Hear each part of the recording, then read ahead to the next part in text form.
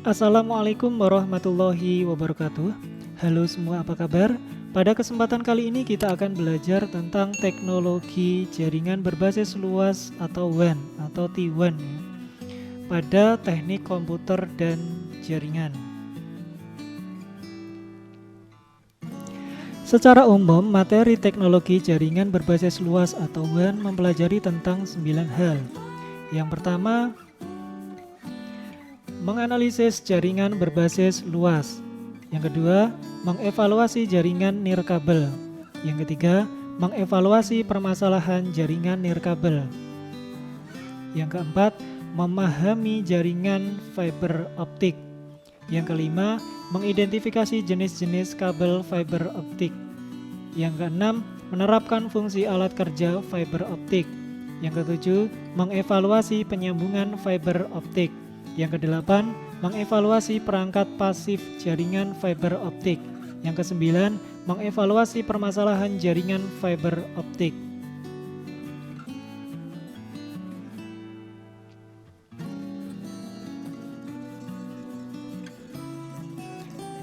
Jaringan berbasis luas.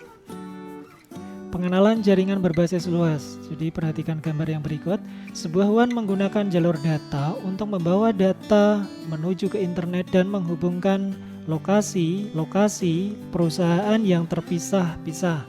Jadi telepon dan layanan data yang paling banyak digunakan pada WAN atau Wide Area Network.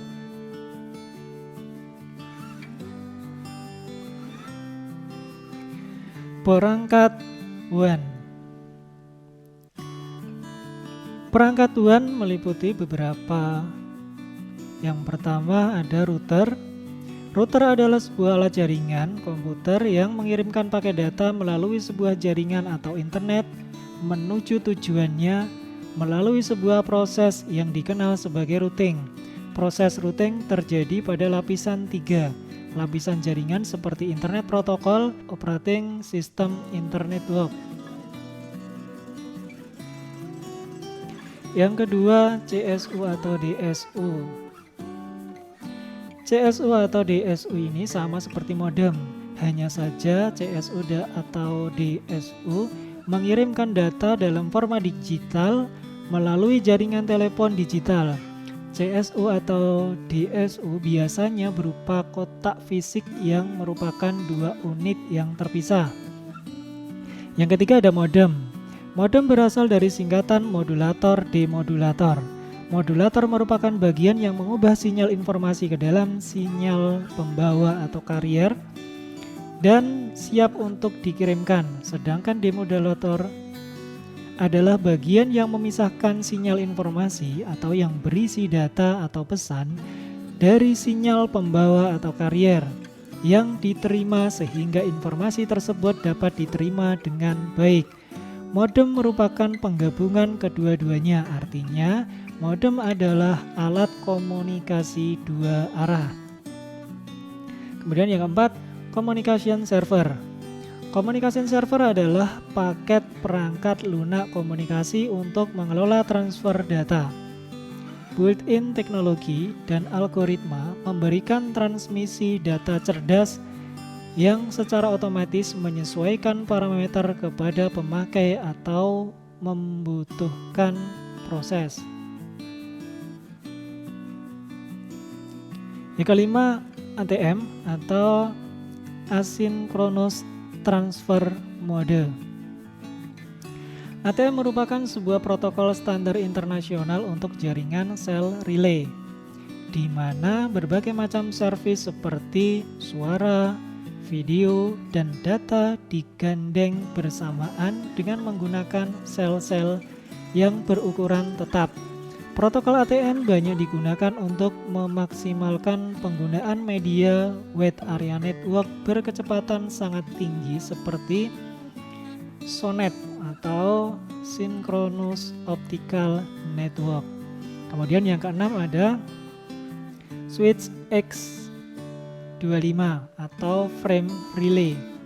Switch X25 dan atau frame relay menghubungkan data lokal atau private melalui jaringan data menggunakan sinyal digital unit ini sama dengan switch ATM, tetapi kecepatan transfer datanya lebih rendah dibandingkan dengan ATM. Frame relay merupakan protokol yang khusus digunakan untuk membuat koneksi Wide Area Network atau WAN, jenis paket switch dengan performa yang tinggi. WAN protokol ini dapat digunakan di atas berbagai macam interface jaringan, karena untuk mendukung performanya yang hebat ini, frame relay membutuhkan media WAN atau Wide Area Network yang berkecepatan tinggi, reliable, dan bebas dari error. Kemudian yang ketujuh, multiplexer. Sebuah multiplexer mentransmisikan gabungan beberapa sinyal melalui sebuah sirkuit.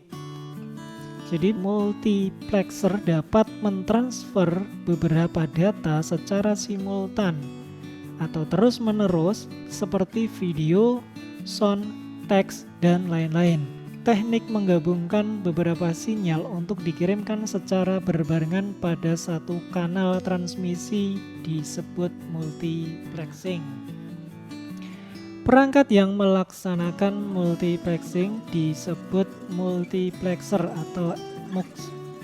Multiplexer mengkombinasikan atau memultiplex data dari input dan mentransmisi melalui kapasitas data link yang tinggi. Demultiplexer menerima aliran data yang dimultiplex atau pemisahan atau demultiplex dari data tersebut tergantung pada channel dan mengirimkannya ke line output yang diminta. Jaringan nirkabel. Pengenalan jaringan nirkabel. Jaringan nirkabel atau wireless network adalah sebuah teknologi jaringan telekomunikasi dan informasi yang digunakan untuk berbagai peralatan teknologi informasi yang tidak menggunakan kabel. Teknologi primer yang banyak dipakai dalam jaringan nirkabel adalah standar protokol 802.11 yang juga dikenal sebagai Wi-Fi. Protokol 802.11 merupakan protokol radio. Jadi ada contoh protokol 802.11a, 802.11b, kemudian ada juga 802.11g. Untuk protokol ini telah menikmati kesuksesan yang luar biasa di Amerika dan Eropa.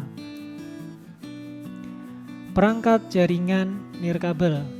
Dalam membangun sebuah jaringan nirkabel diperlukan beberapa perangkat atau device utama, diantaranya adalah antena, access point, dan wireless adapter. Jaringan nirkabel di masa depan.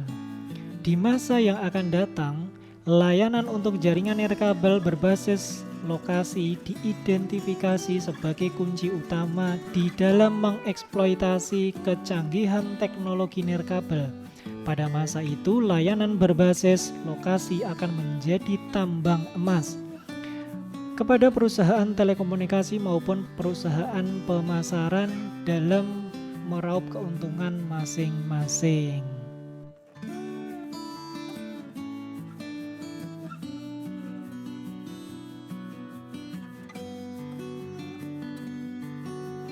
Standar WAN.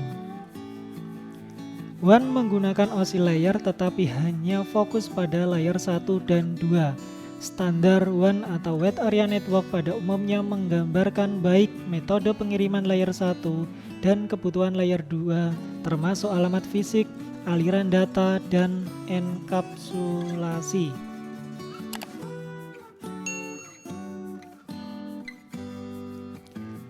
Dasar-dasar routing. Yang pertama, routing langsung dan tidak langsung.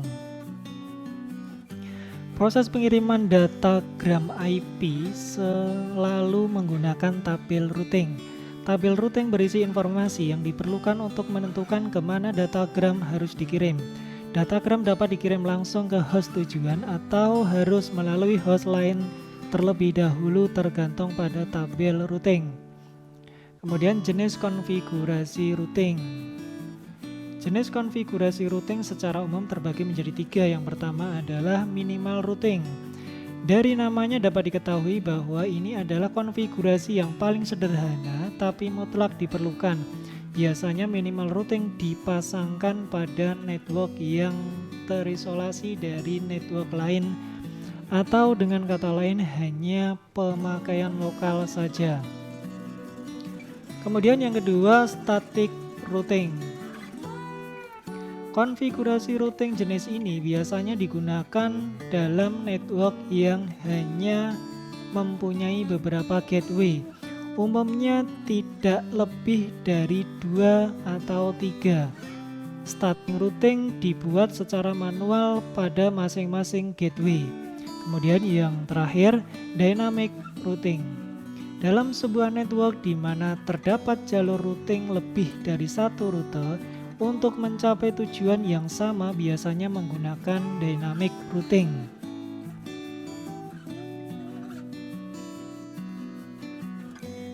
Permasalahan jaringan nirkabel.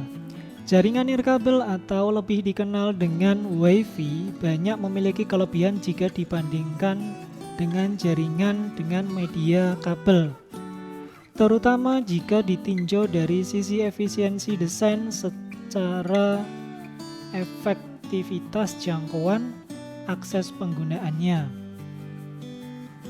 Yang pertama, kelemahan pada lapisan fisik atau physical layer. Yang pertama ada interception atau penyedapan. Penyedapan sangat mudah dilakukan dan sudah tidak asing lagi bagi para hacker. Berbagai tools dengan mudah diperoleh di internet. Berbagai teknik kriptografi dapat dibongkar menggunakan tools tersebut. Yang kedua, injection atau injeksi. Pada saat transmisi melalui radio, dimungkinkan dilakukan injection karena berbagai kelemahan pada cara kerja Wi-Fi di mana tidak ada proses validasi siapa yang sedang terhubung atau siapa yang memutuskan koneksi saat itu. Yang ketiga ada jamming. Jamming sangat dimungkinkan terjadi, baik disengaja maupun tidak disengaja karena ketidaktahuan pengguna wireless tersebut. Pengaturan penggunaan kanal frekuensi merupakan keharusan agar jamming dapat diminimalisir. Jamming terjadi karena frekuensi yang digunakan cukup sempit sehingga penggunaan kembali channel sulit dilakukan pada area yang padat jaringan nirkabelnya. Kemudian yang keempat ada locating mobile node. Dengan berbagai software, setiap orang mampu melakukan wireless site survey dan mendapatkan informasi posisi letak setiap Wi-Fi dan beragam konfigurasi masing-masing. Hal ini dapat dilakukan dengan peralatan sederhana seperti PDA atau laptop dengan didukung GPS sebagai penanda posisi. Kemudian akses kontrol. Dalam membangun jaringan nirkabel perlu desain agar dapat memisahkan node atau host yang dapat dipercaya dan host yang tidak dapat dipercaya, sehingga diperlukan akses kontrol yang baik. Kemudian hijacking. Serangan MITM atau man in the middle yang dapat terjadi pada nirkabel karena berbagai kelemahan protokol tersebut sehingga memungkinkan terjadinya hijacking atau mengambil alihan komunikasi yang terjadi atau yang sedang terjadi dan melakukan pencurian atau modifikasi informasi. Kelemahan pada lapisan MAC atau data layer. Pada lapisan ini terdapat kelemahan, yakni jika sudah terlalu banyak node atau klien yang menggunakan channel yang sama dan terhubung pada access point yang sama, maka bandwidth yang mampu dilewatkan akan menurun. Kemudian aspek gangguan sinyal jaringan nirkabel. Aspek gangguan sinyal jaringan nirkabel yang pertama ada reflection atau refleksi, gelombang yang menabrak, merambat, menjauhi bidang datar dan rata yang ditabrak. Multipath fading akan terjadi jika gelombang yang datang secara langsung menyatu di penerima dengan gelombang pantulan yang datang tapi dengan fase yang berbeda. Refraction atau refraksi, gelombang yang menabrak, merambat melalui bidang yang dapat memudar atau scattering pada sudut tertentu. Jadi pada frekuensi biasanya di bawah 10 GHz, kita dapat terlalu banyak terganggu oleh hujan lebat, awan, kabut, dan lain sebagainya. Kemudian redaman pada 2,4 GHz pada hujan, jadi 150 mm per jam adalah sekitar 0,01 desibel per kilometer. Kemudian diffraction atau difraksi, gelombang yang menabrak melewati halangan atau obstacle dan masuk ke daerah bayangan.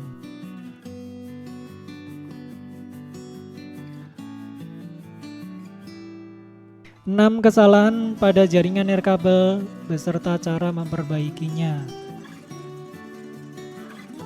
Yang pertama, jaringan lambat. Pernahkah Anda menggunakan WiFi di tempat umum atau kantor, tiba-tiba koneksi terjadi lambat?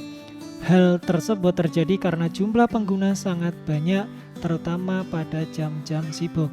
Untuk menangkal atau solusinya adalah kita dapat membatasi bandwidth yang diterima oleh setiap user dengan menggunakan bandwidth management. Yang kedua, lupa password.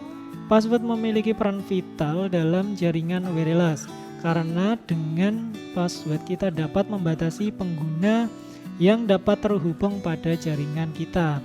Namun pernahkah Anda lupa password? Jika iya, Anda tidak perlu panik sampai-sampai harus panggil teknisi ISP atau Internet Service Provider langganan Anda, karena kita dapat mereset modem atau access point-nya ke pengaturan semula, jadi nanti tinggal diberikan password yang baru. Kemudian yang ketiga, lupa mengatur IP address. IP address merupakan suatu alamat pada komputer agar komputer dapat terhubung satu sama lain. IP address terbagi atas DHCP atau Dynamic Host Configuration Protocol dan static.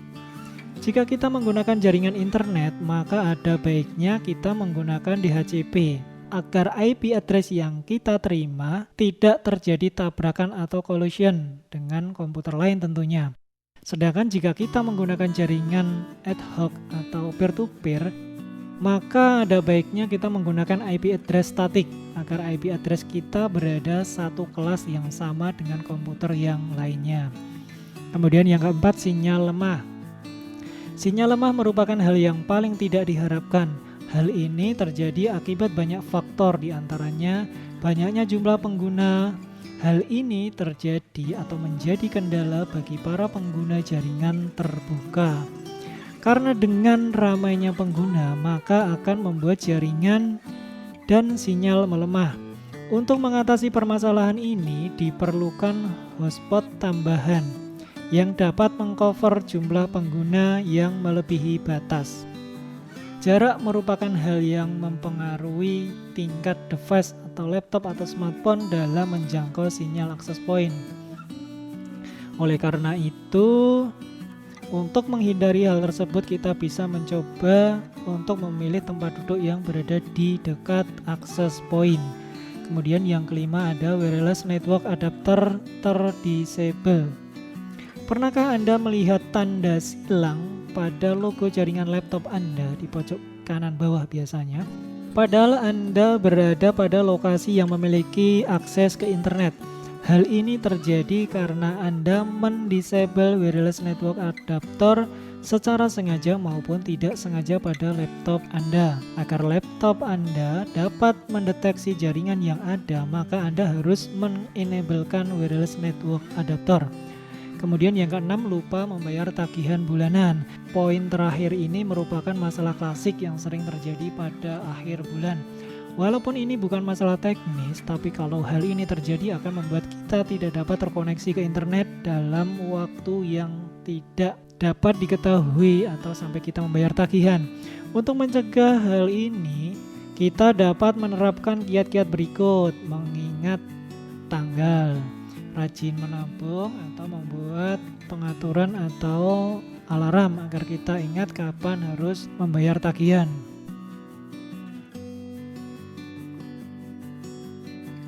Jaringan fiber optik.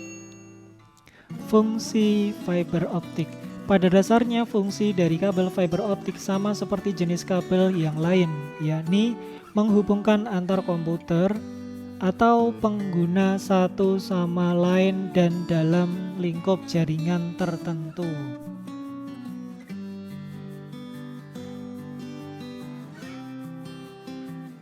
Kelebihan dan kekurangan fiber optik.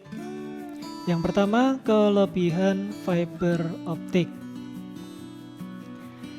Jenis kabel fiber optik ini memiliki kemampuan mengantarkan data dengan kapasitas besar serta jarak transmisi yang sangat jauh. Yang kedua, kelebihannya yaitu meskipun memiliki kemampuan yang besar, bentuk fisik dari kabel ini lebih kecil jika dibandingkan dengan jenis lain karena bahannya dari serat kaca dan plastik. Yang ketiga, karena tidak menggunakan arus listrik, kabel fiber optik ini bebas dari gangguan sinyal elektromagnetik, sinyal radio, serta mempunyai ketahanan yang cukup kuat sehingga banyak digunakan perusahaan-perusahaan besar.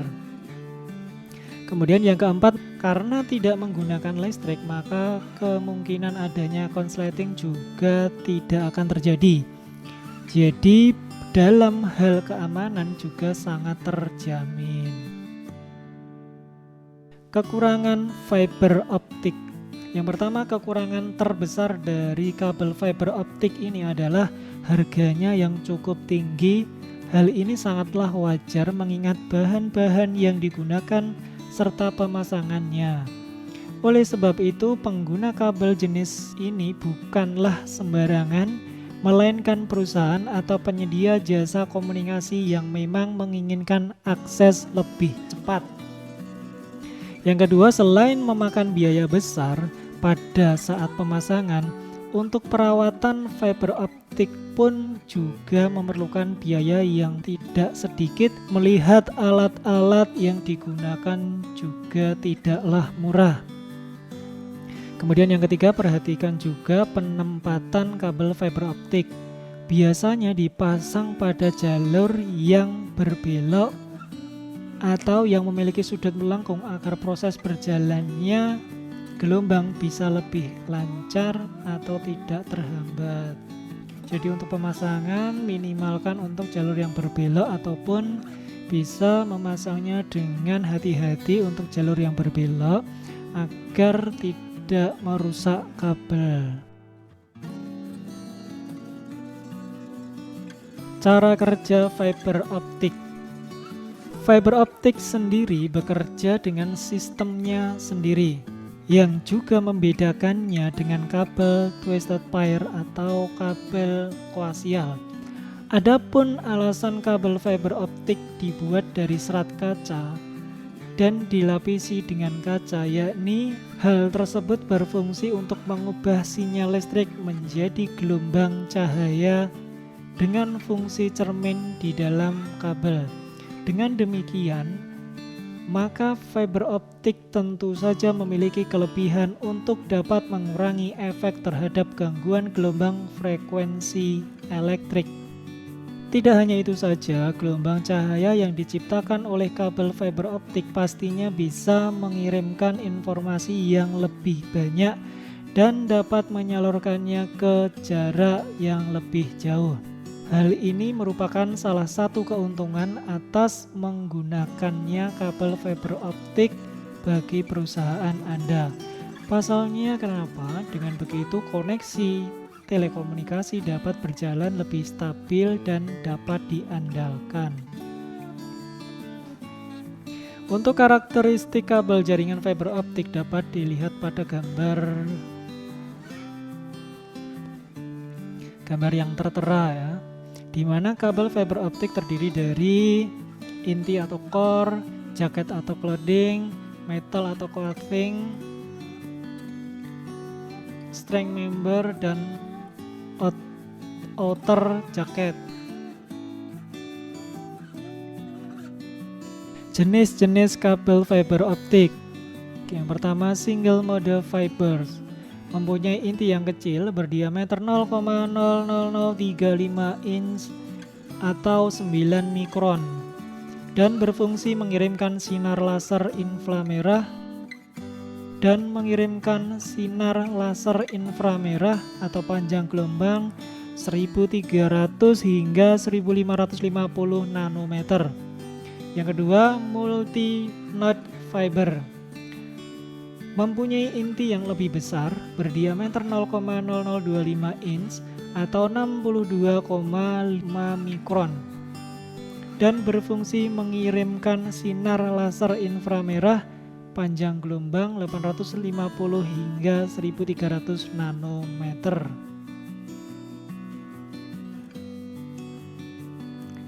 Fungsi alat kerja fiber optik. Yang pertama ada fusion splicer. Fusion splicer atau sering dikenal sebagai alat untuk menyambungkan serat optik. Kemudian stripper atau miller.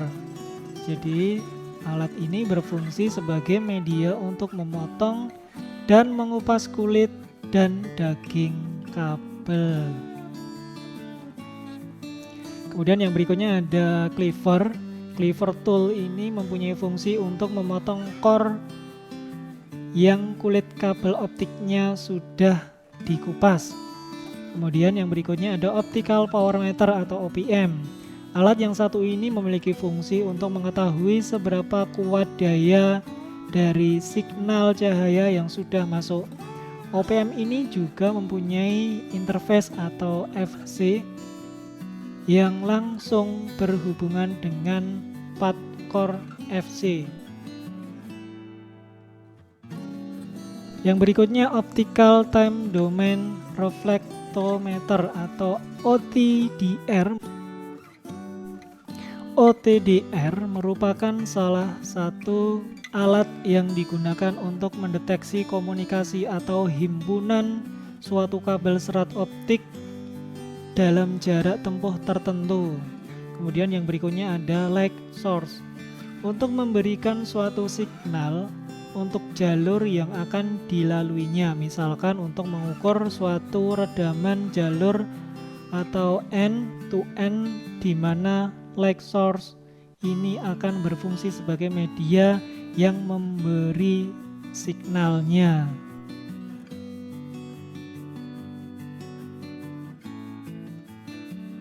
Optical fiber identifier. Alat yang satu ini memiliki fungsi untuk mengetahui arah signal dengan penunjuk arah dan besar daya yang dilaluinya. Kemudian ada visual fault locator. Alat ini sering disebut juga laser fiber optik atau center fiber optik. Fungsinya untuk melakukan pengetesan pada core fiber optik. Kemudian yang berikutnya ada bit error rate test. Alat ini berfungsi sebagai pengecek koneksi jaringan TDM atau time division multiplexi, yang mana jaringan TDM aplikasinya yaitu layanan clear channel. Penyambungan fiber optik.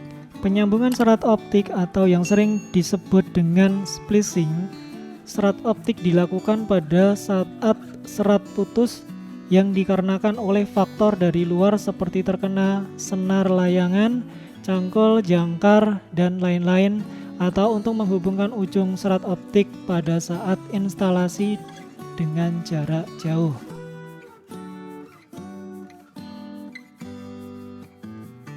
Kemudian yang berikutnya perangkat pasif jaringan fiber optik. Yang pertama ada komponen pasif fiber optik, jadi mengenal GPON, ONT, dan OLT. Passive Optical Network atau PON atau PON merupakan sebuah teknologi tembaga yang digunakan baik pada narrowband dan broadband. Teknologi ini dikatakan pasif karena memiliki elemen pembagi yang tidak memanipulasi sinyal optik. Yang pertama ada GPON atau Gigabit Passive Optical Network, kemudian ada OLT atau Optical LAN Terminal, kemudian ada ONT atau Optical Network Termination.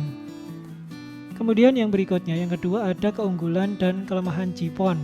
Berikut ini merupakan beberapa keunggulan dari GPON yang tidak dimiliki jaringan lainnya, antara lain adalah yang pertama, mampu menghadirkan layanan triple play service atau suara, data, dan video pada layanan FTTX yang dilakukan melalui satu inti fiber optik. Yang kedua, dapat membagi bandwidth hingga 32 ONT. GPON bisa mengurangi penggunaan kabel pada peralatan kantor. Yang keempat, pengalokasian bandwidth bisa diatur dengan mudah. Yang kelima, biaya perawatan lebih murah karena memiliki komponen pasif.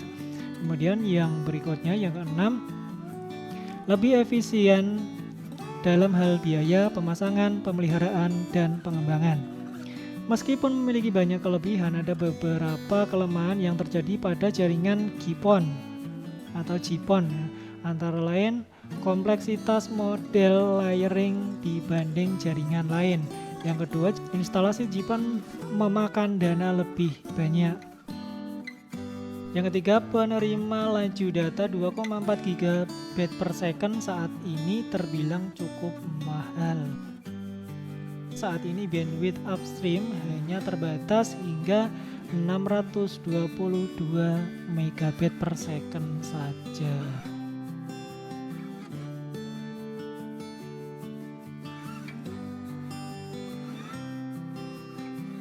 Permasalahan jaringan fiber optik. Serat optik adalah semacam steno, terbuat dari kaca atau plastik serat, dapat digunakan sebagai alat transmisi cahaya terang. Jaringan fiber optik sangat berguna dalam kehidupan. Setelah kegagalan akan menyebabkan masalah besar. Bagaimana untuk menghilangkan kesalahan umum dan pemecahan masalah dari jaringan optik menjadi lebih penting. Jadi permasalahan yang timbul yang pertama, serat optik transceiver modul atau serat optik modul dan lampu indikator twisted pair pot adalah terang atau tidak. Kemudian yang kedua, menggunakan meteran listrik optik. Jadi bisa dilakukan pengecekan dengan meteran listrik optik. Kemudian yang ketiga, setengah atau modus full duplex salah atau tidak. Kemudian yang keempat, optik fiber dan serat optik jumper telah rusak atau tidak. Jadi itu permasalahan-permasalahan yang sering terjadi dalam jaringan fiber optik. Terima kasih telah menyaksikan. Semoga video ini bermanfaat. Selamat belajar, sehat, semangat luar biasa. Dengan belajar, wujudkan mimpimu. Sampai jumpa pada video-video selanjutnya. Wassalamualaikum warahmatullahi wabarakatuh.